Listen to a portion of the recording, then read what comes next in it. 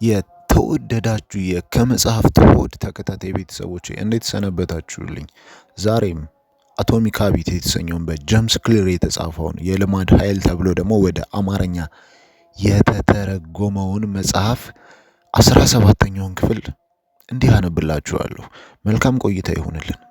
17 እንዲህ ይላል። የተጠያቂነት አጋርን መጠቀም። ሮገር ፊሸር በሁለተኛው የዓለም ጦርነት ወቅት በፓይለትነት ካገለገለ በኋላ የሃርቫርድ ዩኒቨርሲቲ የሕግ ትምህርት ቤትን ተቀላቀለ። ከዚያ በኋላ የድርድርና የግጭት አፈታት ባለሙያ ሆኖ 34 ዓመታትን አሳልፏል። የሃርቫርድ ዩኒቨርሲቲ የድርድር ፕሮጀክት መሰረት ከዚያ በኋላ ስለ ሰላም ስምምነት፣ ስለ ሰው ጠለፋ ችግርና ስለ ዲፕሎማሲያዊ መቻቻል ከበርካታ የዓለም ሀገራት ጋር ሰርቷል። ፊሸር ከሁሉም የበለጠ ድንቅ ሐሳብ ያመጣው ግን የኒውክሌር ጦርነት ስጋት እየተካረረ በመጣባቸው በ1970ዎቹና 80ዎቹ ነው። በወቅቱ ፊሸር የኒውክሌር ጦርነትን ሊያስቀሩ የሚችሉ ስልቶችን እየነደፈ ነበር። በዚህ ሂደት ግን ከአንድ አስጨናቂ ከሆነ እውነታ ጋር ተጋፈጠ። የትኛውም ባለስልጣን ላይ ያለ ፕሬዝዳንት ኒውክሌር ስለ ጦርነት ጥቅም ላይ እንዲውል በማድረግ በሚሊዮኖች የሚቆጠሩ ሰዎች እንዲገደሉ ሊደረግበት የሚችልበት ኮድ ቢኖራውም እሱ ግን ሩቅ በመሆኑ ምክንያት አንድም ሰው እንኳን ሲሞት አያይም። ለፊሸር ራስ ምታት የሆነበትም ይህ ነገር ነው። አንድ ፕሬዝዳንት በአንዲት ቀጭን ትዕዛዝ ለሚሊዮን የሚቆጠሩ ሰዎች እንዲያልቁ ማድረግ ይችላል። ፕሬዝዳንቱ መኖሪያው ግን ከምቾት በብዙ የማይል ርቀት ስለሆነ የስራውን ውጤት አያይም።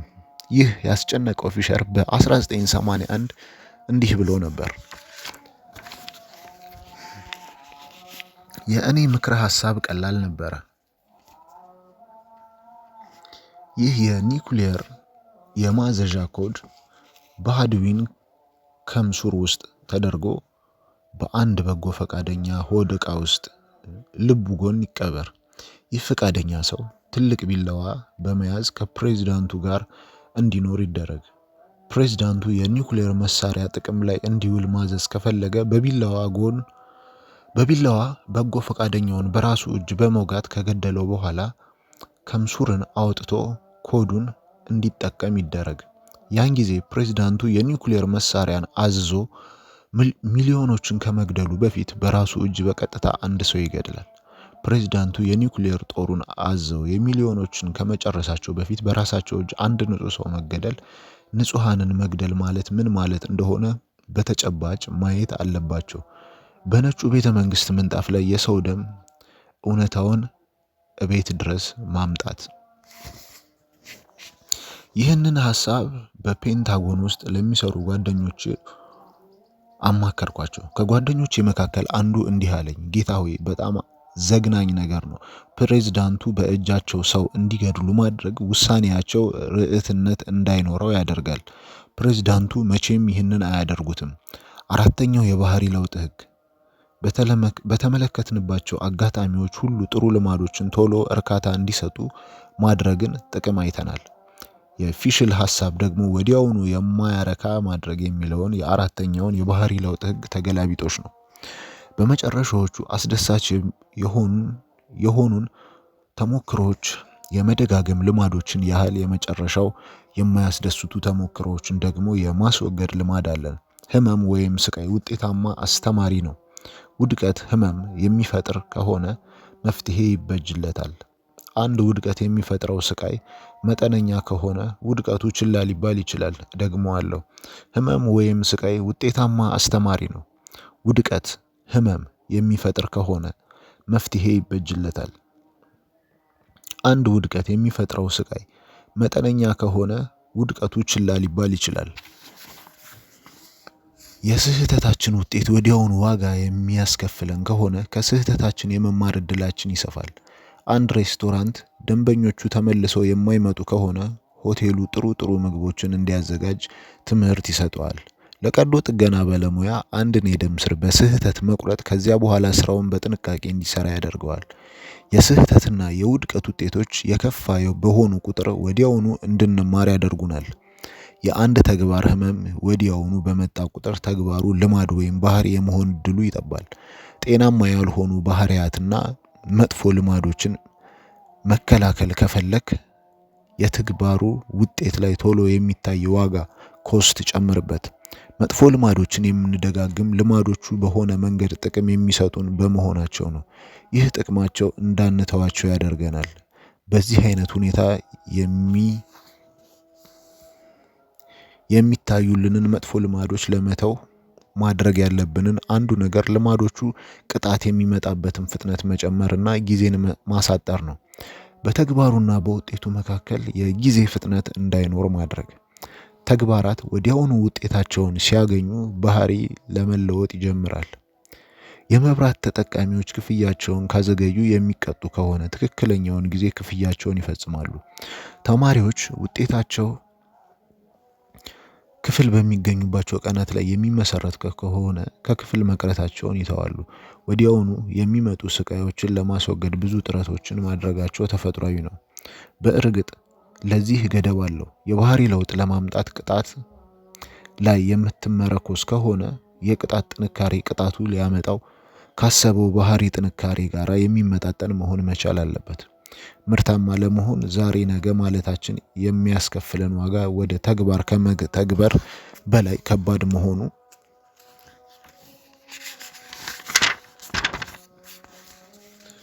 አለበት። ጤናማ ለመሆን የስንፍናችንን ዋጋው የአካል ብቃት እንቅስቃሴ ከማድረግ ድካም በላይ መሆን አለበት። የባህሪ ለውጥ የሚመጣው ቅጣቱ በጥሩ ሁኔታ ቀጭና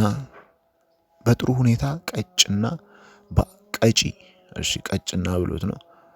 በጥሩ ሁኔታ ቀጪና በአስተማማኝ ሁኔታ የሚተገበር ከሆነ ብቻ ነው።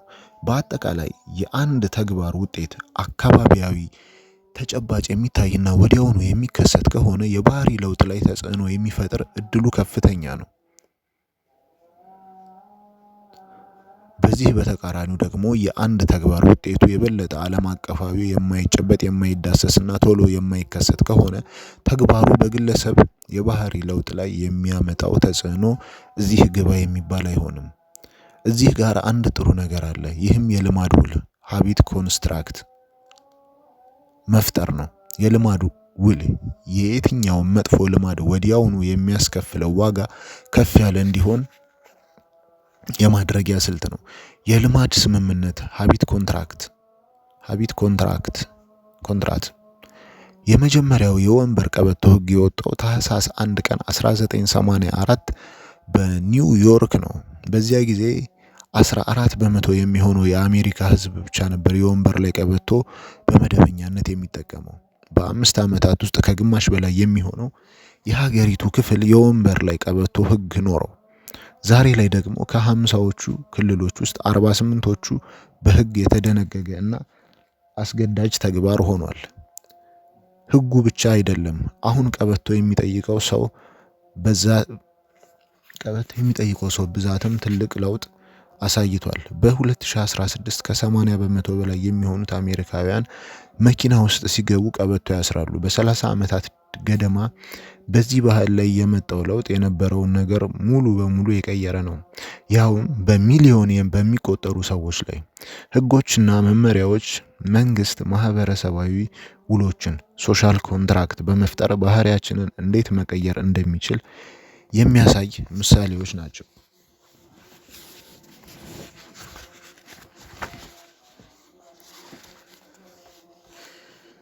እንደ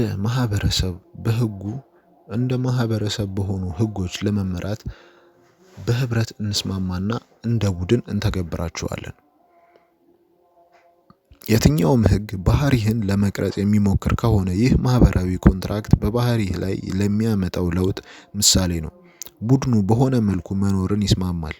አንተ ይህንን የቡድን ስምምነት ተቀብለ ካልፈጸምክ ቅጣት ይጠብቅሃል። ልክ መንግስት ዜጎቹን ተጠያቂ ለማድረግ ህጎችን እንደሚጠቀመው ሁሉ አንተም ራስህን ተጠያቂ የምታደርግባቸው የልማድ ስምምነቶችን ሃቢት ኮንትራክትስ መፍጠር ትችላለህ። የልማድ ስምምነት አንድን ልማድ ለመተግበር ያለህን ቁርጠኝነት፣ የግዴታና ይህንን ልማድ ባልተገበርክ ጊዜ የምትቀጣውን ቅጣት የምታስቀምጥበት የቃል ወይም የጽሑፍ ስምምነት ነው። አንድ ወይም ሁለት ሌሎች ሰዎችንም መርጠህ ተጠያቂነት፣ አጋርነት በውሉ ላይ እንዲፈርሙ ታደርጋለህ። ይህን ስልት ለመጀመሪያ ጊዜ ተግባር ላይ እንዳዋለ የማውቀው ሰው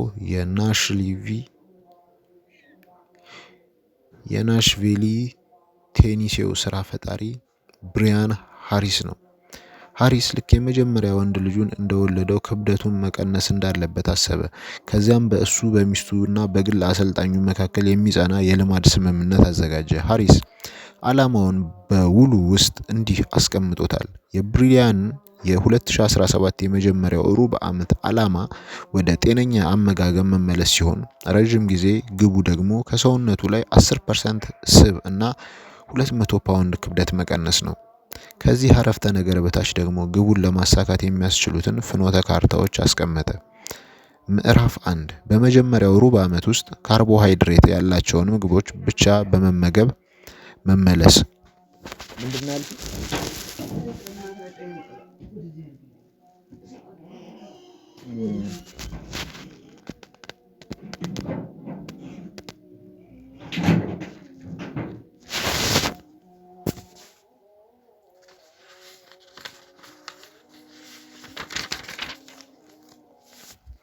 ምዕራፍ 2 በሁለተኛ ሩብ ዓመት የማያወላዳ የማይክሮኒውትረንት መፈተሻ ፕሮግራም ጀመረ። ምዕራፍ 3 በሶስተኛው ሩብ ዓመት የምግቦቹን ዝርዝሮችና የአካል እንቅስቃሴዎችን መገምገም ማስቀጠል። በስተመጨረሻ ደግሞ ለዚህ ግቡ የሚያደርሱትን የየዕለት ልምዶች አስቀመጠ። ለምሳሌ በየቀኑ የሚመገባቸው ምግቦች መጻፍና ክብደቱን መመዘን ሁለቱ ነበሩ። ከዚያ ደግሞ ያስቀመጣቸውን እነዚህን ልማዶች በተገቢው ጊዜና ሁኔታ ሳያደርግ ከቀረ የሚደርሱበትን ቅጣቶች ዘረዘረ። ብሪያን እነዚህን ሁለት ተግባራት ካልፈጸመ የሚከተሉትን ቅጣቶች ይቀበላል። አንደኛ፣ ሁሉንም የስራ ቀናትና እሁድ ጠዋትን ጨምሮ በስራ ፕሮቶኮል ይለብሳል። በእነዚህ ጊዜያት ውስጥ ጂንስ፣ ቲሸርት፣ ኮፍያና ቁምጣ መልበስ አይችልም። በተጨማሪም ለግል አሰልጣኙ $200 ይከፍላል።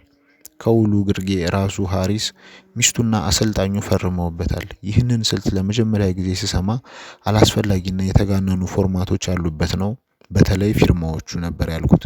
ፊርማ ማስቀመጥ ነገሩም በቁም ነገር የመያዝ ምልክት እንደሆነ ግን ሃሪስ አሳመነኝ። ከ3 ወራት በኋላ የመጀመሪያውን ሩብ ዓመት ግቡን አሳካ። ከዚያ ደግሞ ግቦቹን ከፍ አደረጋቸው፣ ቅጣቶቹንም እንደዚያው ኮምጠጥ አደረጋቸው። የካርቦሃይድሬትና የፕሮቲን ምጣኔውን ባስቀመጠው ልክ ሳይተገብር ቀርቶ መዛነፍ ካሳየ ለአሰልጣኙ $100 ይከፍላል። ራሱን መመዘኑን ካስተጓጎለ ደግሞ እንደፈለገች ልትጠቀምበት የምትችለው $500 ለሚስቱ ይሰጣል። ከሁሉም በላይ ደግሞ ሌላ በደንብ ስሜት የምትቆነጥጥ አንዲት ቅጣት አስቀምጧል። መሮጡን ከረሳ ሳምንቱ ሙሉ የስራ አለባበስ ይለብሳል። ከዚያም ቀሪውን ሩብ ዓመት ሙሉ እሱ የሚወደውን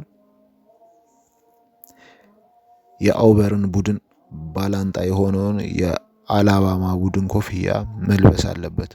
ስልቱ ውጤት አመጣ። አሰልጣኙም ባለቤቱን በተጠያቂነት አጋርነት በመያዝ እና በየቀኑ ማድረግ ያለበትን ነገሮች በልማድ ስምምነት ውስጥ ግልጽ አድርጎ በማስቀመጥ ሃሪስ የፈለገውን ያህል ክብደቱን መቀነስ ቻለ። መጥፎ ልማዶችንም የማያረኩ ለማድረግ የተሻለ መንገድ በሚተገበሩበት ጊዜ ህመም እንዲፈጥሩ ማድረግ ነው። የልማድ ስምምነት ደግሞ ይህንን የማድረጊያ አይነተኛ ስልት ነው። እንደዚህ ሁሉ መልክ ያለው የልማድ ስምምነት ማዘጋጀት ባትፈልግም እንኳን ተጠያቂነት አጋር አካውንቴቢሊቲ ፓርትነር መያዝ በጣም ጠቃሚ ነው። አደርጋለሁ ያልከውን ነገር እያደረክ አለመሆንህንም የሆነ ሰው እያየህ እንደሆነ ማወቁ በራሱ ተነሳሽነት የሚፈጥር ነገር ነው። እናም ላለመፈጸም ማቅማማትም የሚያመጣውን ውጤት እንዳትዘነጋው ስለሚያደርግህ በአግባቡ ልማድህን እንድታዳብር ያደርግሃል። አደርጋለሁ ያልከውን ነገር ካዛነፍክ የሚያዩ ሰዎች ሰነፍና የማታስተማምን አድርገው ይረዱሃል። ስለሆነም ልማድህን ማቋረጥ ማለት ለራስህ የገባኸውን ቃል ከማፍረስም በላይ ከሌሎች የሰጠኸውን ቃል ማጓደልም ይሆናል ማለት ነው። ይህንን ሂደትም ራሱ አውቶሜት ማድረግ ትችላለህ። በኮሎራዶም ባውልደር የሚኖረው ስራ ፈጣሪው ቶማስ ፍራንክ በየቀኑ ጠዋት የሚነሳው 11 ሰዓት ከ55 ላይ ነው። በዚህ ሰዓት ካልተነሳ አውቶማቲክ በሆነ ሁኔታ ራሱ የሚለጠፍ የትዊተር መልእክት አዘጋጅቷል። ትዊተሩም እንዲህ የሚል ነበረ: ሳልነሳ 12 ከ10 ከሆነ እዚህ ትዊተር ላይ በፔልፓል መልእክት በመላክ $5 ያገኙ።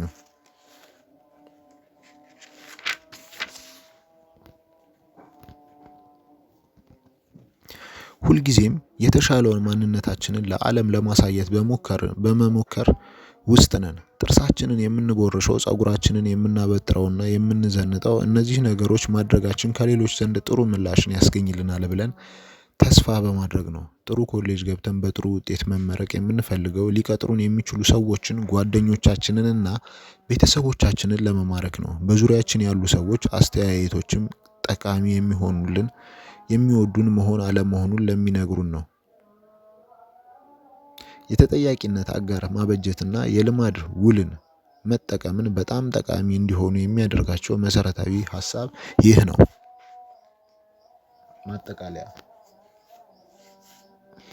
ማጠቃለያ በአራተኛው የባህሪ ለውጥ ህግ ተገላቢጦሽ የማያረካ ማድረግ ነው። አንድ ባህሪ የማያረካ ወይም ስቃይ የሚፈጥር ከሆነ ይህንን ባህሪ እየደጋገምን የማድረግ እድላችን ዝቅተኛ ነው። የተጠያቂነት አጋርን መጠቀም ማድረግ ያለብንን ነገር ባለማድረጋችን ወዲያውኑ የምንከፍለውን ዋጋ ከፍ ያደርግልናል። ሌሎች ስለ እኛ ስለሚያስቡት ነገር አብዝተን እንጨነቃለን።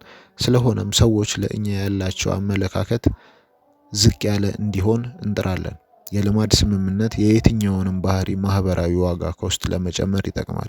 ይህ ስልት በቃልህ መሰረት አለመፈጸምህን ለሌሎች ሰዎች እንዲያዩት በማድረግ ልማድህን ያለ መተግበርህን ቅጣቶች የበለጠ ህመም የሚፈጥሩ እንዲሆኑ ያደርጋቸዋል። ሌላ ሰው እያየህ እንደሆነ ማወቅ በራሱ ተነሳሽነትን የሚጨምር ነገር ነው።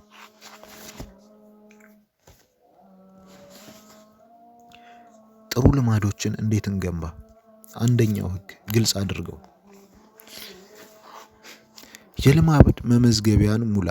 ነባር ልማዶችን በመመዝገብ ስለነሱ ግንዛቤ ይኖርህ። የትግበራ ፍላጎት ተጠቀም። ቀመሩ ይህ ነው። ይህንን ባህሪ በዚህ ሰዓት እዚህ ቦታ አደርጋለሁ። ልማዶችን ማቆራኘትን ተጠቀም። ልማዶችን ማቆራኘት ቀመር ደግሞ ይህ ነው። ይህንን ነባር ልምድ ካደረኩ በኋላ ይህን አዲስ ልምድ አደርጋለሁ። አካባቢህን ዲዛይን አድርግ። የጥሩ ልምዶች ፍንጮች የሚታዩና ግልጽ እንዲሆኑ አድርግ። ሁለተኛው ህግ ሳቢ አድርገው። ጉጉትን ማስተሳሰርን ተጠቀም። ማድረግ ያለብህን ነገር ማድረግ ከምትወደውም ነገር ጋር አስተሳስረው። የምትፈልገው ባህሪ መደበኛ የሆነበትን ባህል ተቀላቀል። የተነሳሽነት ልምድ ሪቹዋል መፍጠር። ልታደርገው ካልከው ከባድ ነገር በፊት የምትወደውን አድርግ። ሶስተኛ ህግ ቀላል አድርገው። ፍጭትን ቀንስ። በአንተና በጥሩ ልምዶች መካከል ያሉትን ደረጃዎች አሳንስ። አካባቢን ማስተካከል። ቀጣይ ተግባራትን ቀላል በሚያደርግልህ ሁኔታ አካባቢህን አዘጋጅ። ወሳኞቹን ቅጽበታት ተቆጣጠር። ትላልቅ ውጤቶችን የሚያመጡ ትናንሽ ምርጫዎችን አስፋ። የ2 ደቂቃ ህግን ተጠቀም። ልማዶችንም በ2 እና ከዚያ በታች ደቂቃዎች መስራት እስከሚችሉበት ደረጃ ድረስ ሸንሽናቸው። ልማዶችህ አውቶሜት አድርግ። ወደፊትህ ባህሪያትህ ውስጥ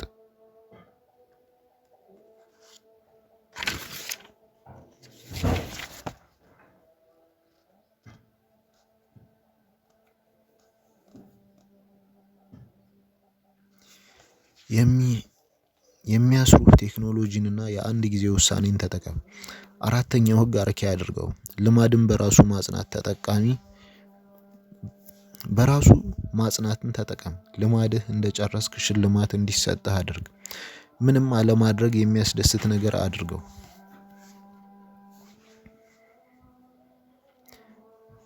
መጥፎ ልማዶች በምታስወግድ ጊዜ ሽልማት የሚሆንህን ነገር ፍጠር።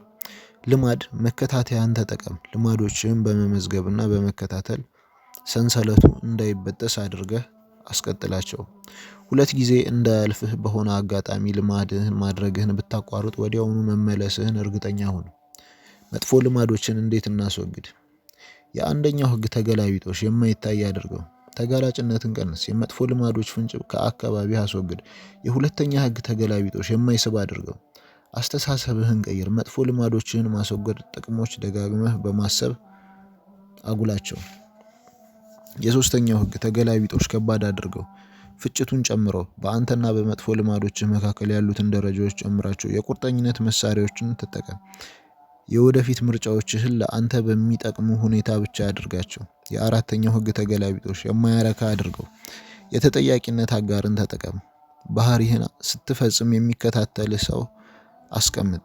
የልማድህ ኮንትራት አዘጋጅ። የመጥፎ ልማድህን ዋጋዎች የከፋና ለሰው የሚታዩ አድርጋቸው።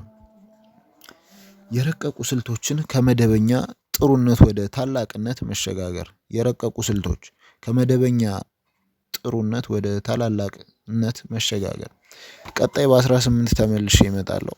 እስከዛው መልካም ጊዜ ይሆንላችሁ። እስካሁን የቆያችሁት ከመጽሐፍት ወደ የተሰኘው የዩቲዩብ ገጻችን ላይ ነው። የሚያነበው ልጅ ሲያነብ የሆነ የሚንተባተበት ቃላት የሚጠፉበት ምናምን አይነት የሆነው ልጅ የዩቲዩብ ገጽ ላይ ማለት ነው።